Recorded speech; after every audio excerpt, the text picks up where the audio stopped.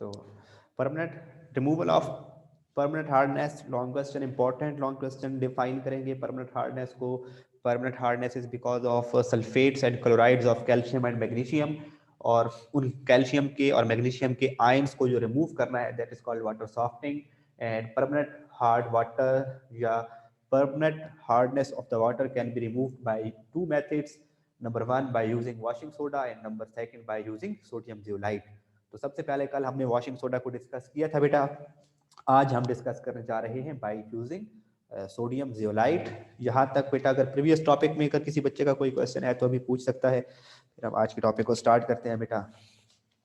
Book आपने सामने रखेंगे, पेज नंबर 142 ओपन रखेंगे।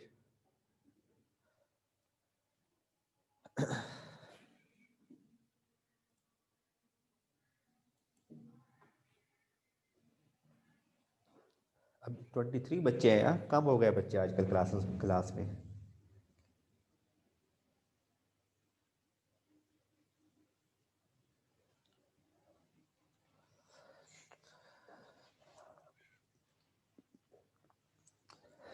तो बेटा बुक अपने सामने रखेंगे और इसको देखते हैं bye using sodium zeolite. Sodium zeolite है क्या? एन आयन एक्सचेंजर है बेटा। सोडियम जियोलाइट क्या है? अच्छा, ये बाकी क्वेश्चन की जो फॉर्मेशन थी मैं इसको रेज कर रहा हूँ, और हमारे पास से अभी ये क्या रह जाएगा यहाँ पे, sodium zeolite.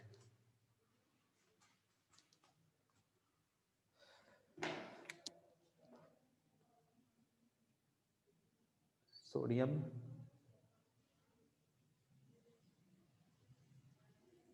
Zeolite, Na2 zeolite, ये सोडियम जियोलाइट है बेटा। तो ये है क्या? एन आयन एक्सचेंजर है, आयन एक्सचेंजर है। आसान सा टॉपिक है बेटा, देखिएगा इसको।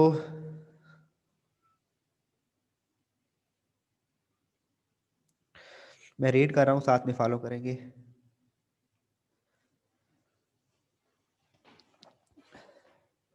सोडियम जियोलाइट है क्या? पहले तो ये पता होना चाहिए ना सोडियम जियोलाइट है क्या। तो ये शॉर्ट क्वेश्चन आता है, व्हाट इज सोडियम जियोलाइट।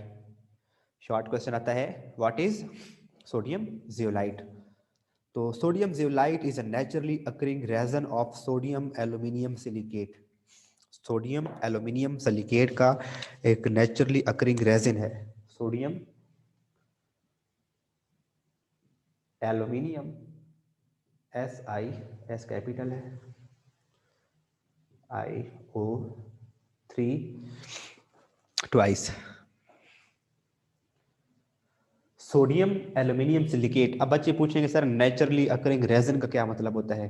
बेटा जो रेजिन है एक्चुअली ये प्लांट्स की सेक्रीशंस होती हैं नेचुरली। जो बहुत से टाइप्स के प्लांट ऐसे हैं, उनकी स्टेम के ऊपर, उनकी बार के ऊपर अक्सर उन्होंने मटेरियल सा बाहर एक्सक्रीट किया होता है जिसे हम गम्स कहते हैं। तो अब प्लांट्स की डिफरेंट स्पीशीज हैं, और वो जो मटेरियल सक्रीट करते हैं उसकी डिफरेंट कंपोजिशन होती है। तो उसकी कंपोजिशन की बेस पे उनको गम्स या रेजन्स कहा जाता है। रबर का जो प्लांट है वो भी इसी तरह से सिक्रीशन प्रोड्यूस करता है, तो वो भी एक तरह का रेजन ही है। जो रबर है, प्लांट्स रबर प्लांट रबर के ट्री है, उसकी स्किन को अगर डैमेज किया जाए, स्किन को उतारा जाए, तो वो लिक्विड मटेरियल बाहर निकलता है, रबर है, वो भी एक तरह का क्या है, रेजन है। तो एक्चुअली रेजन्स क्या हैं? प्लांट्स की सक्रीशंस हैं, जो वो अपनी बार्क से डिफरेंट मटेरियल्स को सेक्रेट करते हैं, वो सब्सटेंसेस रेजन्स कहलाती हैं। तो ये प्लांट टू प्लांट वेरी करता है, उसकी कंपोजिशन क्या है उस चीज़ पे डिपेंड करता है कि इसको रेजन कहेंगे या इसको गम्स कहेंगे। तो रेजन और गम्स प्लांट की सेक्रीशंस है। तो जो सोडियम जियोलाइट है वो भी नेचुरली अकरिंग रेजन है, और इसके अंदर क्या चीज़ मौजूद होती है? सोडियम एल्यूमिनियम सिलिकेट मौजूद होता है। तो यहाँ तक बेटा मुझे बताएंगे, ये बात आप लोगों को समझ आ गई है कि sodium zeolite is naturally occurring resin of sodium aluminium silicate. यानी कि ये जो सोडियम जियोलाइट है, इसके अंदर एक्चुअली क्या सी कंपोजिशन होती है? और भी इसके अंदर ऑर्गेनिक कंपाउंड होते हैं, लेकिन सोडियम एल्यूमिनियम और उसका सिलिकेट, सोडियम एल्यूमिनियम सिलिकेट मौजूद होता है Na2 सोडियम जियोलाइट के अंदर। तो यहाँ तक बेटा मुझे बता दें, ये बात क्लियर हुई कि नहीं बेटा? ये बात जिस बच्चे को क्लियर होगी, आगे वाला बहुत आसान सा है, उसके बाद कोई चीज़ मुश्किल है ही नहीं। Which can also be prepared artificially. ये नेचुरली भी अकरिंग होता है और इसको आर्टिफिशियली प्रिपेयर किया जा सकता है। It is use for softening of water at domestic as well as on industrial scale. इसको यूज किया जाता है इंडस्ट्रियल स्केल पर भी और डोमेस्टिक थोड़े घरों में यूज किया जा सकता है वाटर सॉफ्टनिंग के लिए, और इंडस्ट्रियल स्केल पर बड़े पैमाने पर भी वाटर सॉफ्टनिंग के लिए इस्तेमाल किया जा सकता है। अब बेटा इसके बाद की बात डायग्राम के साथ समझते हैं।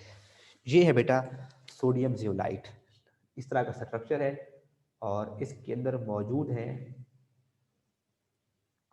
सोडियम के पॉजिटिव आयंस। डायग्राम बनाओगे बेटा आप लोग।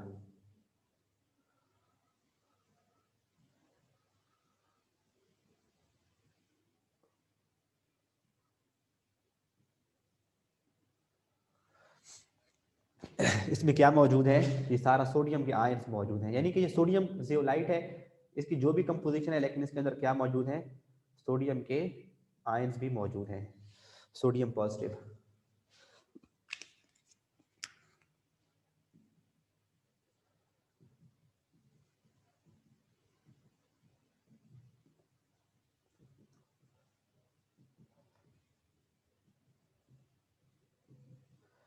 ठीक है बेटा, अब इसमें हम क्या इंट्रोड्यूस करवा रहे हैं, इसमें क्या आ रहा है, हार्ड वाटर। और हार्ड वाटर के अंदर क्या होगा, कैल्शियम 2 पॉजिटिव आयन होंगे। ये जो लिखते हैं ना बेटा हम CaCl2 CaCl2, तो क्लोरीन -1 और 2 दो एटम है, तो क्लोरीन तो -2 है, तो कैल्शियम किस फॉर्म में है, कैल्शियम 2 पॉजिटिव आयन की फॉर्म में है। इसी तरह से CaSO4, इसमें Ca2 पॉजिटिव और SO4 2 नेगेटिव, तो Ca किस फॉर्म में होता है, 2 पॉजिटिव फॉर्म में, ये कैल्शियम 2 पॉजिटिव आयन, तो इसलिए मैंने लिख दिया है हार्ड वाटर जिसके अंदर क्या होगा, कैल्शियम पॉजिटिव आयन होगा। अब जो सोडियम जियोलाइट है that is an ion exchanger, वो क्या करेगा, वो आयंस को एक्सचेंज करवा देगा। कैसे एक्सचेंज करवाएगा, उसकी इक्वेशन ऐसी है बेटा, सोडियम जियोलाइट है,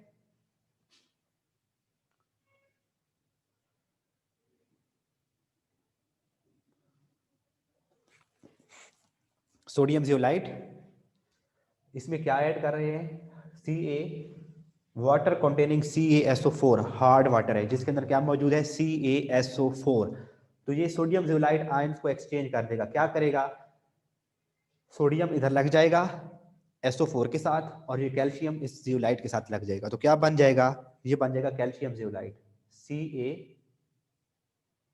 जियोलाइट बन जाएगा, कैल्शियम इधर आ जाएगा जियोलाइट के साथ, और Na2 किसके साथ आ जाएगा, SO4 के साथ, तो क्या बन जाएगा, Ca जियोलाइट प्लस Na2SO4। तो वाटर जिसकी वजह से हार्ड था वो क्या हो जाएगा, रिमूव। क्या, अब इसमें हम ये वाला ऐड कर रहे हैं बेटा, hard water containing Ca2 positive ion, तो यहां से रिमूव क्या होके जाएगा, यहां से क्या रिमूव होके जाएगा, कैल्शियम आयन इधर लग जाएंगे बेटा, वो इधर अटैच होते जाएंगे, और इधर से क्या रिमूव होते जाएगा, सोडियम आयन जो है यहाँ से क्या होते जाएंगे बेटा, रिमूव होते जाएंगे।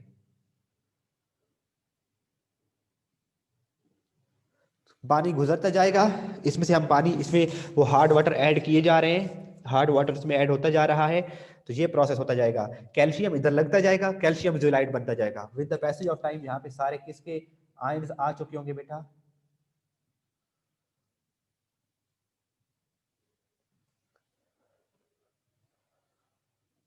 ये सारे किसके आयन आ चुके होंगे, कैल्शियम के।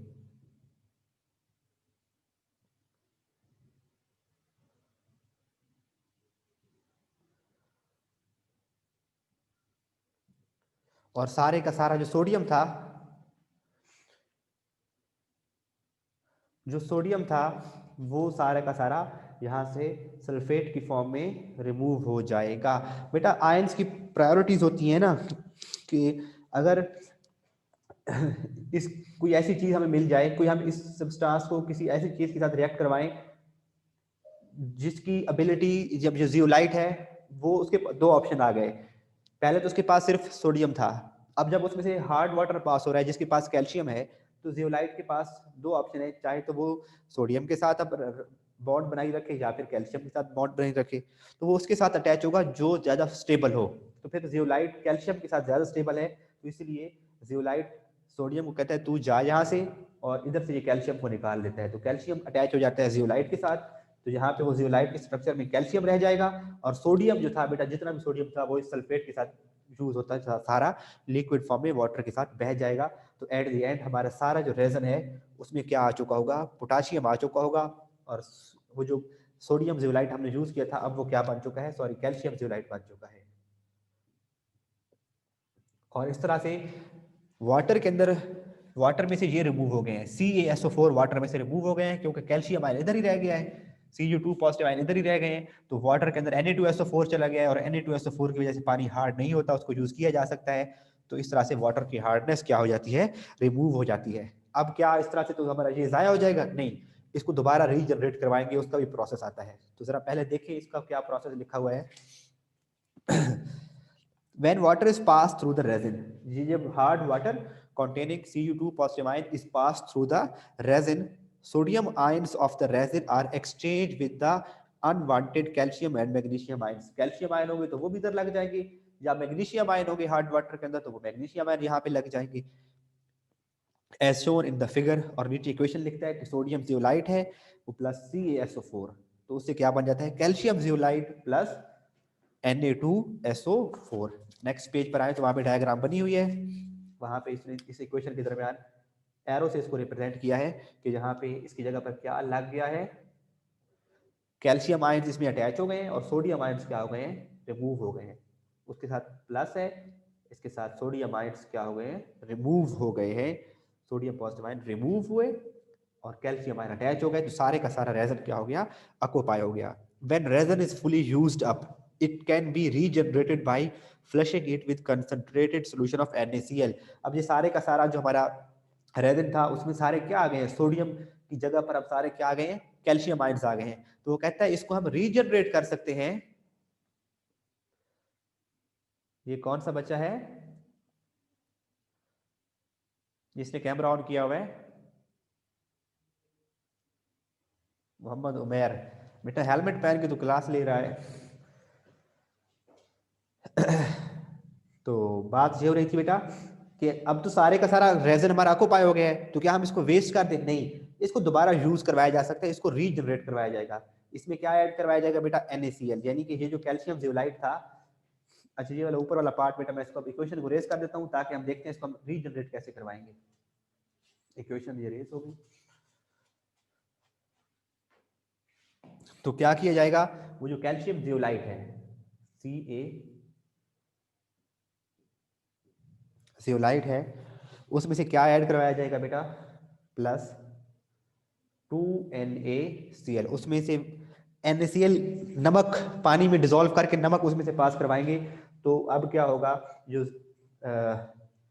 Ca है वो क्लोराइड के साथ लग जाएगा, CaCl2 बन जाएगा, Ca क्लोरीन के साथ अटैच हो जाएगा, और सोडियम की जगह पे अब कैल्शियम की जगह पे दोबारा क्या आ जाएगा, जियोलाइट, तो ये क्या बना देगा, Na2 जियोलाइट।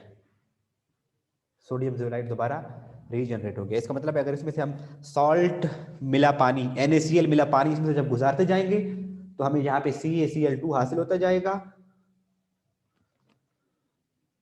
CaCl2 निकलता जाएगा, और इसकी जगह पे सारे सोडियम लग जाएंगे, और दोबारा हमें ये वाला रेजन हासिल हो जाएगा, और उसको हम दोबारा हार्ड वाटर की हार्डनेस को रिमूव करने के लिए यूज करवा लेंगे।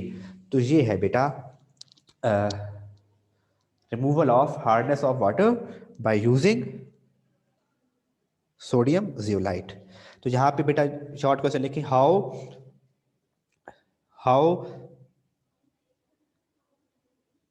Sodium zeolite resin can be regenerated. Page number 143 के ऊपर शॉर्ट क्वेश्चन लिखे, हाउ, मैं बताता हूं दोबारा बेटा डायग्राम का, हाउ, पेज नंबर 143 के ऊपर दोबारा शॉर्ट शॉर्ट क्वेश्चन लिखे, how sodium zeolite resin can be regenerated, how sodium zeolite resin can be regenerated, how sodium zeolite resin can be regenerated.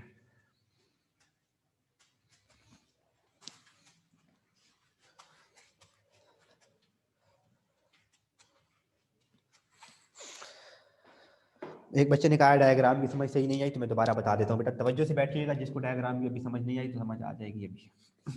यहाँ से बेटा क्या आ रहा है, हार्ड वाटर CaCl2 आ रहा है, लेट्स सपोज, या फिर हम कहते हैं CaSO4 आ रहा है।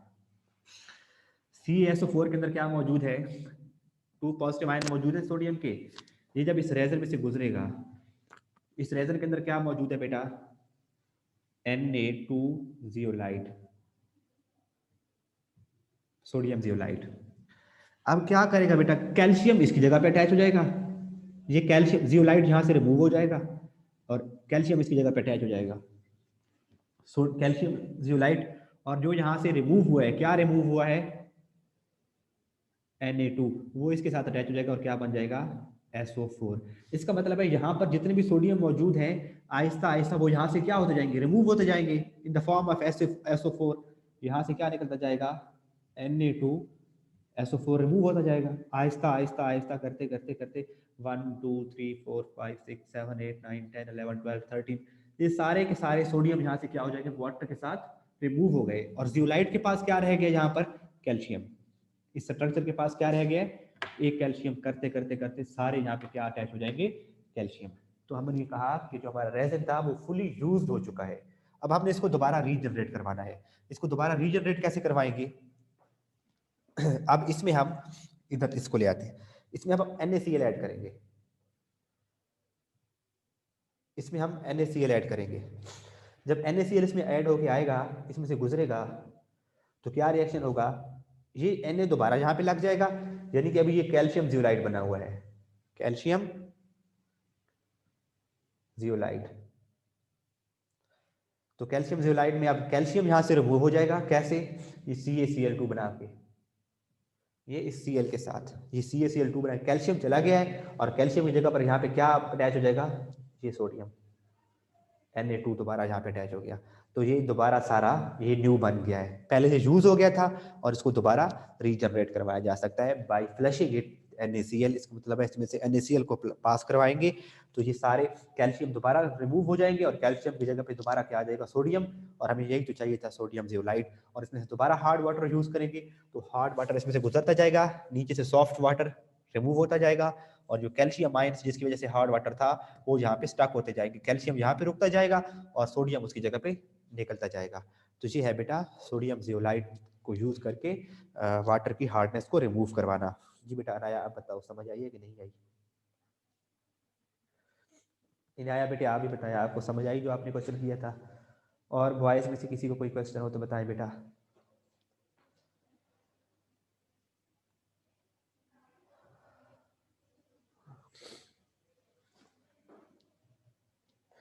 तो आप बेटा नीचे आ जाएं, इसके लिखा हुआ है डिसएडवांटेजेस ऑफ हार्ड वाटर। ये भी एक बार लॉन्ग क्वेश्चन भी आया है, डिसएडवांटेजेस ऑफ हार्ड वाटर एक बार लॉन्ग क्वेश्चन भी आया हुआ है, ये शॉर्ट क्वेश्चन भी आता है। और नीचे वाले जो थर्ड पॉइंट है उसमें से शॉर्ट क्वेश्चन आता है, व्हाट आर स्केल्स। ये टेस्ट योर सेल्फ का लास्ट क्वेश्चन देखिए ना, टेस्ट योर सेल्फ, उसके नीचे पड़ा हुआ है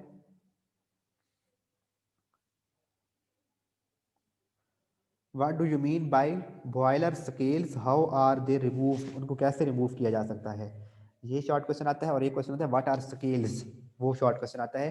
तो अभी हम ये डिस्कस करने जा रहे हैं डिसएडवांटेजेस ऑफ हार्ड वाटर। इसको बेटा मैं रेज कर रहा हूं।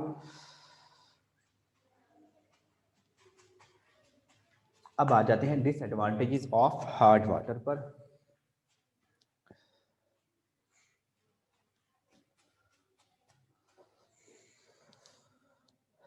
पहला और दूसरा डिसएडवांटेज तो बहुत आसान है। हार्ड वाटर वो होता है जिसमें साबुन अच्छी झाग नहीं बनाता, जिसमें soap doesn't produce good leather. तो जब सोप अच्छी लेदर प्रोड्यूस नहीं करता तो इसका मतलब है उस प्रोसेस में फिर वॉशिंग पर्पसेस में ज़्यादा सोप या ज़्यादा डिटर्जेंट ज़ाया होते हैं। फर्स्ट है बेटा, hard water consumes large amount of soap in washing purposes. पहला तो सिंपल सा है। सेकंड भी बहुत आसान है कि drinking hard water causes stomach disorders. जब हार्ड वाटर हम ड्रिंक करते रहेंगे पीते रहेंगे तो हमें स्टमक डिसऑर्डर्स होंगे, बीमारियां होंगी। अब थर्ड है बेटा, hard water is also unfit for use in the steam engines, boilers and turbines. अब बेटा लेट्स सपोज ये हार्ड वाटर है, मैं सिंपल एग्जांपल से समझाता हूँ। CaHCO3 उसके अंदर मौजूद है। अब स्टीम इंजन में क्या होता है, वाटर को बॉयल करवाया जाता है, उससे स्टीम प्रोड्यूस होती है और स्टीम से टरबाइन चलती है। बॉयलर क्या होते हैं, इंडस्ट्री में बहुत से ऐसे रिएक्शन होते हैं जिसमें हॉट वाटर चाहिए, तो हॉट वाटर कब क्या करेंगे, पहले पानी को अच्छी तरीके से गर्म करेंगे, तो जिस स्ट्रक्चर में पानी को गर्म किया जाएगा, पानी को बॉयल किया जाएगा, वो कहलाता है बॉयलर। और टरबाइंस में भी इसी तरह से, टरबाइंस में भी पानी अगर मूव कर रहा है, या सिंपल सी एग्जांपल देख लें, गाड़ी का रेडिएटर है तो उसमें से भी पानी मूव कर रहा है, उसके पाइप्स में वाटर फ्लो कर रहा है, गाड़ी का इंजन गर्म हो रहा है तो पानी गर्म होगा। जब गर्म होगा, हमने क्या पढ़ा था, जब CaHCO3 को बॉयल करते हैं, इसको हीट करते हैं, तो आप लोगों ने यही तो पढ़ा था, by removing hardness of, by removal of temporary hardness by boiling में क्या पढ़ा था कि CaCO3 बन जाता है प्लस H2O बनता है प्लस CO2 बनता है। ये जो चीज बनी है ये क्या है, सॉलिड फॉर्म में है कि नहीं बेटा, ये सॉलिड है, प्रेसिपिटेट हो जाएगा, तो ये नीचे आहिस्ता आहिस्ता प्रेसिपिटेट होता जाएगा। लेट्स सपोज ये कोई इंडस्ट्री का पाइप है, इंडस्ट्री का कोई पाइप है, उसमें से ये हॉट वाटर यहाँ से आ रहा है और हॉट वाटर निकल रहा है, यहाँ से उस पार्ट को गर्म किया जा रहा है, बॉइलिंग का प्रोसेस हो रहा है। तो जब हार्ड वाटर वहाँ पे बॉयल होगा, तो पानी अगर हार्ड है तो उसकी हीट होने से ये क्या बनेगा, सॉलिड फॉर्म में CaCO3 बनेगा, वो यहाँ पे क्या होने लग जाएगा, प्रेसिपिटेट होने लग जाएगा पाइप के अंदर। आहिस्ता आहिस्ता आहिस्ता करते करते 1 महीना गुजर गया, लेट्स सपोज 2-3 महीने गुजर गए, ये पाइप के अंदर उसकी लेयर बनती जा रही है। अब हमें तो नहीं पता कि हम हार्ड वाटर यूज कर रहे हैं या क्या यूज कर रहे हैं, तो पाइप क्या हो गया, नैरो हो गया है, उसके अंदर वाली दोनों साइड्स पर वो इसकी लेयर, जो कैल्शियम कार्बोनेट है या मैग्नीशियम कार्बोनेट है, उसकी लेयर्स बन गई हैं, तो एक तो पानी का प्रेशर बढ़ जाएगा, बॉयलर या जो पाइप है वो ब्रस्ट हो सकता है, इंजन इस वजह से ब्रस्ट हो जाते हैं।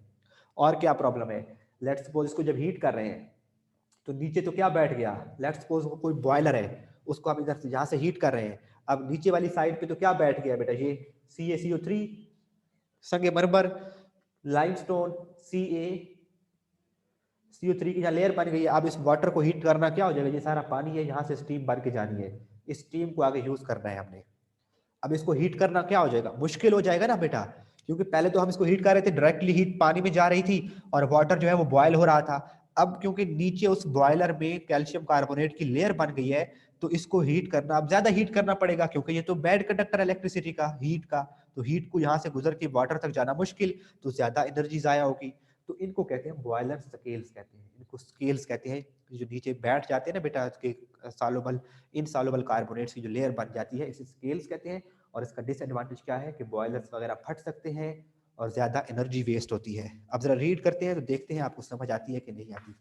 ये जो यहाँ तक जो बेटा बात बताई, ये आपको समझ आई कि किस तरह से बॉयलर्स के अंदर हार्ड वाटर को अगर यूज़ किया जा रहा है तो नीचे इसकी लेयर बन जाएगी कैल्शियम कार्बोनेट की। अगर वो पाइप्स हैं जिनमें से हॉट वाटर फ्लो कर रहा है और वो हॉट वाटर जो है अगर हार्ड वाटर है, तो ये कैल्शियम कार्बोनेट सॉलिड फॉर्म में उसकी लेयर्स में यहाँ प्रेसिपिटेट हो जाएगा।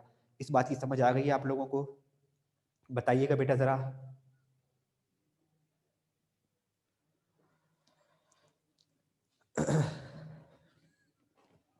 बताएं, शाबाश।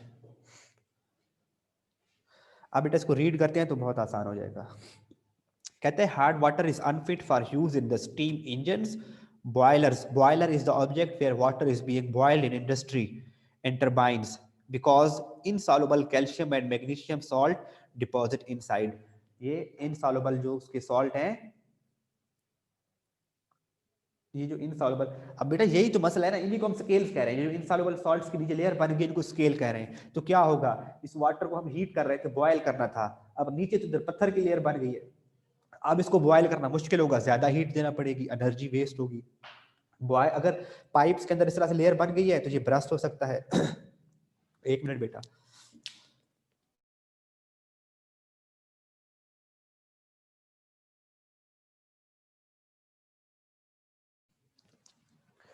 तो ये पाइप्स के अंदर इसकी लेयर बन गई है बेटा, तो प्रेशर बढ़ जाएगा। जब प्रेशर बढ़ जाएगा तो ये पाइप ब्रस्ट हो सकता है, पाइप फट सकता है। क्या होगा, अनाया ने जो बेटा क्वेश्चन किया है कि सर तो स्केल से क्या होगा, वो हम आंसर अभी पढ़ने जा रहे हैं। तो because insoluble calcium and magnesium salt deposit inside they are called scales। तो शॉर्ट क्वेश्चन आता है what are scales, तो आप यही लिखोगे hard water is unfit for the use in the steam engines, boilers and turbines because insoluble calcium and magnesium salt deposit inside and they are called scales। they are bad conductors of heat and hence more fuel is used। अब देखिए बेटा, ये एक let's suppose इधर एक हम इस boiler में सॉफ्ट वाटर को बॉयल कर रहे हैं और इसमें हार्ड वाटर को बॉयल कर रहे हैं। तो सॉफ्ट वाटर में तो यहाँ पे कोई लेयर नहीं बनेगी, नीचे कुछ भी नहीं बैठ रहा, सारा पानी इसी तरह से एवापोरेट हो रहा है, आसानी से उसको हीट किया जा रहा है, उसकी स्ट्रीम बन रही है। लेकिन ये जो हार्ड वाटर था, तो इसमें ये वाला प्रोसेस हो जाएगा, हार्ड वाटर को जब बॉयल करेंगे नीचे कैल्शियम कार्बोनेट बनता जाएगा, वो इधर प्रेसिपिटेट होता जाएगा, नीचे उसकी लेयर बन जाएगी क्योंकि वो सॉलिड फॉर्म में, वो नीचे बैठ जाएगा। तो अब इसको हमने यहाँ से हीट करना, क्या हो जाएगा बेटा, ये तो बैड कंडक्टर है, तो इस वाटर को हीट करना मुश्किल हो जाएगा, तो हमें ज्यादा हीट देना पड़ेगी। तो यही बात कह रहा है कि they are bad conductors of heat and hence more fuel is used. ज्यादा फ्यूल यूज होगा, कंजम्पशन फ्यूल की बढ़ जाएगी। Insoluble calcium and magnesium sulfates not only reduce the efficiency of engine but also cause the boiler to burst। तो इससे तो engine की efficiency कम हो जाएगी और जो बॉयलर्स हैं वो ब्रस्ट भी हो सकते हैं, फट भी सकते हैं। तो ये है बेटा बॉयलर स्केल्स होते क्या हैं और उनका नुकसान क्या है। और क्वेश्चन में पूछता है how they can be removed, तो उनको कैसे रिमूव कर सकते हैं। वो उनके जो रिमूव करने के मेथड है ना, उन्हीं के नाम लिख देंगे कि boiler scales can be removed by boiling, Clark method, by using sodium zeolite और बाय यूजिंग वॉशिंग सोडा। तो बॉयलर स्केल्स को कैसे रिमूव कर सकते हैं, वो जो 4 मेथड्स पढ़े हैं ना बेटा रिमूवल ऑफ हार्डनेस की, यानी कि हम वाटर को इंडस्ट्री में यूज करने से पहले उसकी हार्डनेस को रिमूव करवा दें। उसकी हार्डनेस जब रिमूव हो जाएगी पहले ही, तो अब वो इंडस्ट्री में जाके प्रॉब्लम क्रिएट नहीं करेगा। तो ये है बेटा डिसएडवांटेजेस ऑफ हार्ड वाटर। यहाँ तक बेटा मुझे बताएं, अगर किसी बच्चे को समझ नहीं आई तो सर टेस्ट योर सेल्फ वाले क्वेश्चन का आंसर कहाँ से होगा। अब देखिए बेटा, टेस्ट योर सेल्फ वाले क्वेश्चन ने पूछा है कि what do you mean by boiler scale, how they are removed. तो इसमें पहले डिफाइन करोगे, लास्ट क्वेश्चन को बता रहा हूँ कि what do you mean by boiler scales, how are they removed. तो इसमें लिखोगे hard water is unfit for use in steam engines, boilers and turbines because insoluble calcium and magnesium salt deposit inside they are called scales and these boiler scales can be removed by 4 method लिख दोगे बेटा। 4 method कौन से हैं, by boiling,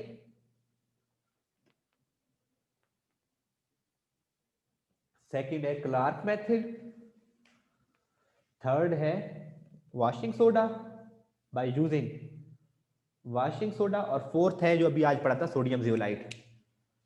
आगे नहीं पढ़ाना बेटा, यही टॉपिक बस, और आगे नहीं पढ़ना हमने आज। ठीक है बेटा, समझ आ गई शॉर्ट क्वेश्चन की बिस्मा, और बाकी बच्चों को भी।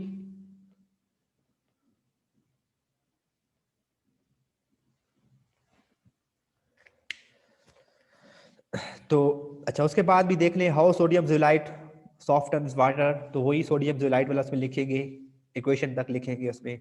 ऊपर का है how addition of Na2CO3 removes permanent hardness of water, यानी कि वो वॉशिंग सोडा वाला मेथड पूछ रहा है, वो इक्वेशंस लिखनी होगी। What is principle of removing permanent hardness in water, वो डेफिनेशन पीछे पढ़ा है हम, वही इसका प्रिंसिपल है। Removal of magnesium and calcium ions which are responsible for hardness in water is called water softening, that is the principle of water, यानी कि कैल्शियम और मैग्नीशियम के आयंस को रिमूव करना है। Explain the chemistry of removing temporary hardness by boiling water, तो वही boiling water वाला सारा लिखेंगे। Which salt are responsible for hardness in water, तो कौन कौन से साल्ट है बेटा, कैल्शियम और मैग्नीशियम के बाइकार्बोनेट है, और कैल्शियम और मैग्नीशियम के सल्फेट है, और कैल्शियम और मैग्नीशियम के क्लोराइड है।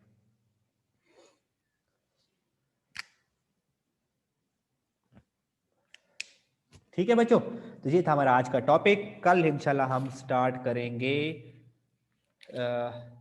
वाटर पोल्यूशन, नहीं हाँ वाटर पोल्यूशन, कल हम इंशाल्लाह स्टार्ट करेंगे वाटर पोल्यूशन। और ये हमारा रह गया है टोटल 3 दिनों का काम या 4 दिनों का काम रह गया है, तो इंशाल्लाह नेक्स्ट ट्यूसडे, मंडे या ट्यूसडे तक ये चैप्टर हो जाएगा आपका खत्म। फिर हम चलेंगे लास्ट चैप्टर पर, दैट कोशिश होगी कि इन्हीं दिनों में हम बुक को खत्म करें बेटा। तो यहाँ तक कोई क्वेश्चन है? यस बेटा, lecture has been recorded and will be uploaded in few minutes after the class ends. जी बेटा, क्लास एंड करनी है, अगर किसी बच्चे का कोई क्वेश्चन है तो पूछ सकता है।